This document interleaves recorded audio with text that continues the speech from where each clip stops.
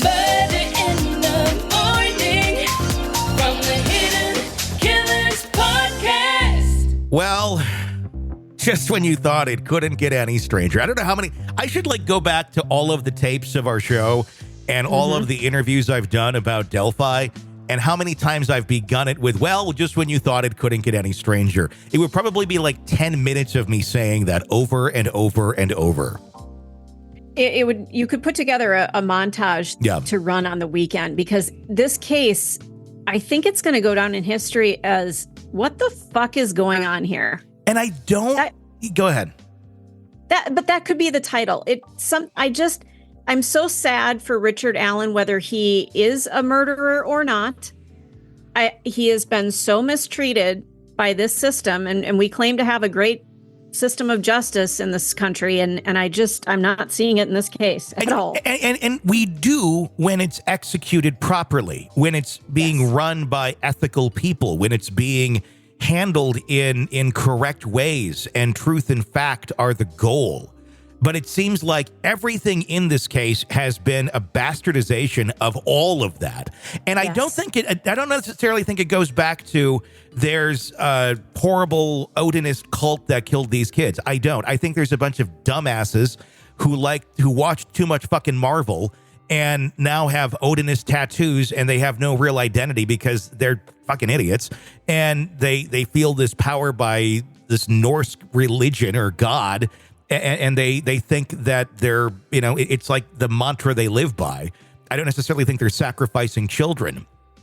I don't know who killed these kids, but I don't think it's Odinists. And I don't necessarily think it's Richard Allen either. But what I do think happened here is the system, meaning the police in Delphi, the prosecution in Delphi, the whole judicial system and everything that works in tandem with each other in Delphi fucked up at some point in time. And they realize they fucked up at some point, and they're like, shit, we got to keep covering this up. Our fuck up, not anything else, but this, we fucked up. That it may be this. It may be the fact that they destroyed key evidence, which just blows my mind. And we're going to talk about that in a second. Or the fact that they charged Richard Allen after all those years, after he raised his hand, and he's the one who came to them and said, hey, I was over there. He's the one who got on their radar by raising his hand and saying, hey, I was there that day. How can I help? And it took him 3-4 years to arrest him, and then on very weak charges. And they just keep fucking it up. I think they needed a scapegoat. I think Tony Liggett, right before his election, wanted to have a big win so he would get reelected. So guess what? I found the Delphi murderer. Because he fucking dropped the ball on that for so many years. But I found him, and then a couple weeks later, he gets reelected. All that shit. And the fact they don't want to hear that in court, they don't want to have the Franks hearing to address these things or take a closer look at it. I think it all works in tandem together. And so is there a conspiracy at play here? Yes, there is. And it's not Odinism. It's inadequate, incompetent people that don't want to be caught fucking up. And that's what I think is the crux of this whole damn thing. And in the end, they just keep digging their hole deeper and deeper. They got this guy in prison, which shouldn't be in prison, who's wasted away, has so much mental damage to him, physical damage as well now. And they know damn well that unless they get him prosecuted and found to be guilty, they have a massive lawsuit on their hands that's going to cost them millions and millions and millions and millions of dollars. So they better damn well find a way to shut him up or kill him. And so they don't have it. Now, granted, the family can go and sue too, but if they find a way to block anything there and any evidence for the family to sue or dismiss it, which would be tried there in Delphi too, I just think it's a massive cover-up for just people being stupid. And not being good investigators. And that's my opinion. That's what I think this whole fucking thing goes around. And at the end of the day, you have two families of two little girls who just want to figure out who killed their fucking kids and bring these people to justice. But everybody's trying to cover their own ass rather than actually go there. Yeah. It's what I want to know is if he is ever going to get out, because hey, now they've really screwed up, and we'll get to that in just a second. And if he gets out, can he sue them for? Oh yeah, Okay. Fuck yeah. Maybe they even need to do that now, because I think he is just being so mistreated during this process. Before he's even been convicted, they are treating him as a absolute prisoner here. And they're finding ways of justifying it. They don't really have a case there yet. They're going to have to really show what the fuck happened here, which I think they're very well on the track to doing. I mean, if government could find a way to fuck this up in any way possible, they're doing it. I mean, they are going and checking every box of how can we make this look like a conspiracy, while screaming this is not a conspiracy. It's nuts. It's such inept, incompetent people that are all part of this case, and it seems like a large group of them that are working in tandem together, which is why most conspiracy theories don't work. But I guess when you have enough people together that are all trying to cover their own fuck ups, everybody's going to cover up for everybody here. So the significant development in this case is that the prosecution has lost key evidence. Yes, or investigators. I don't know who exactly lost it, but it's key evidence that could possibly exonerate Richard Allen, the suspect in the killings of Abby Williams and Libby German.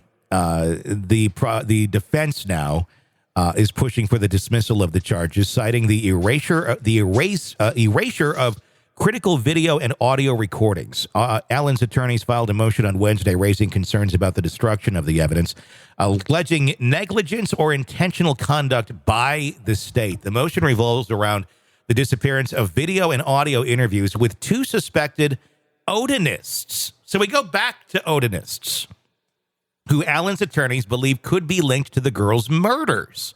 How convenient to erase that. And these are interviews that took place the week of the disappearances. So like the key time.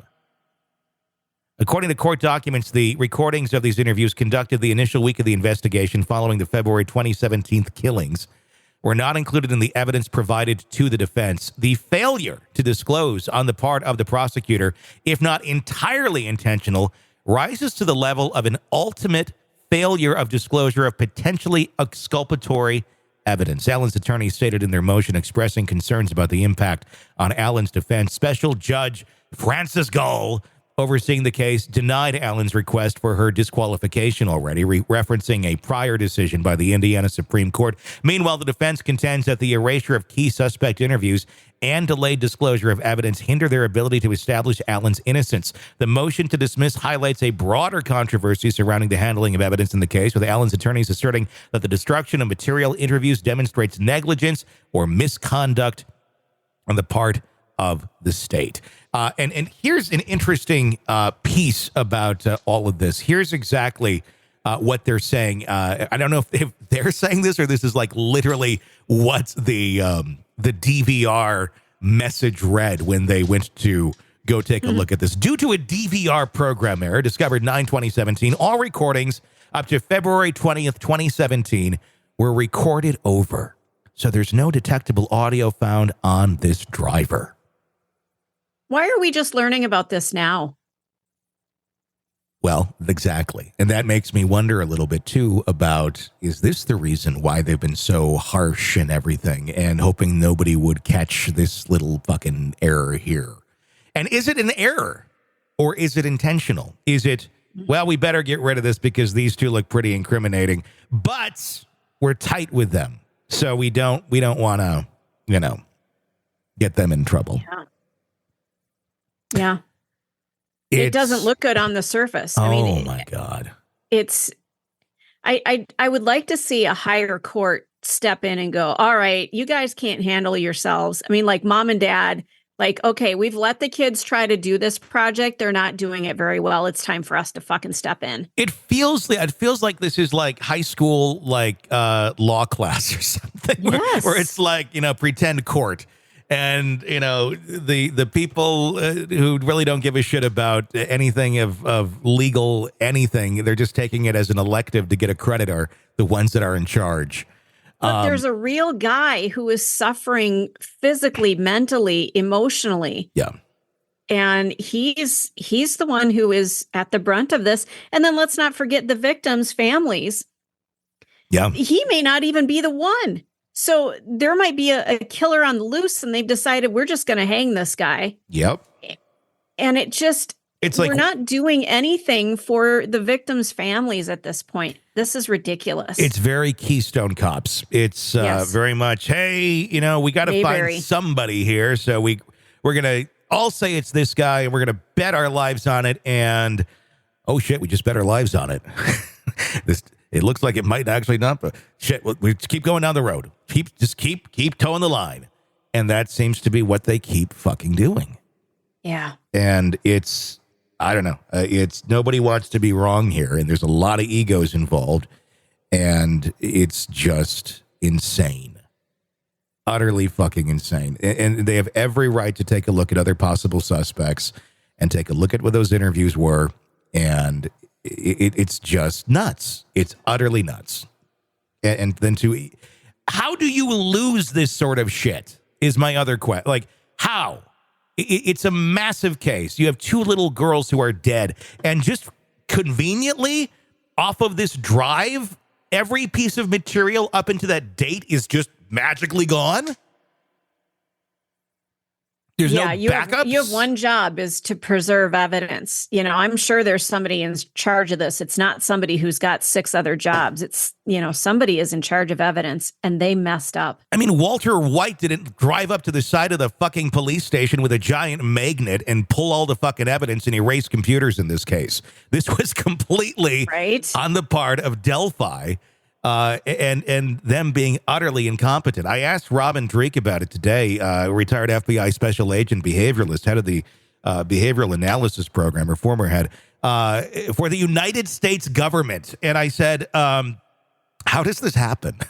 How does evidence get destroyed? Because you hear about it every now and then, but really, how does evidence just go missing like this? And he said, in all my time working at it, I've never had that happen. Never. Because it doesn't just happen. It doesn't. Unless there's unless there's utter incompetence out there, this is me speaking, or somebody is trying to cover something up. So what is it? This doesn't feel right. Is it incompetence that's being covered up for? Is it somebody trying to cover up for something? Because incompetence can also look like a conspiracy.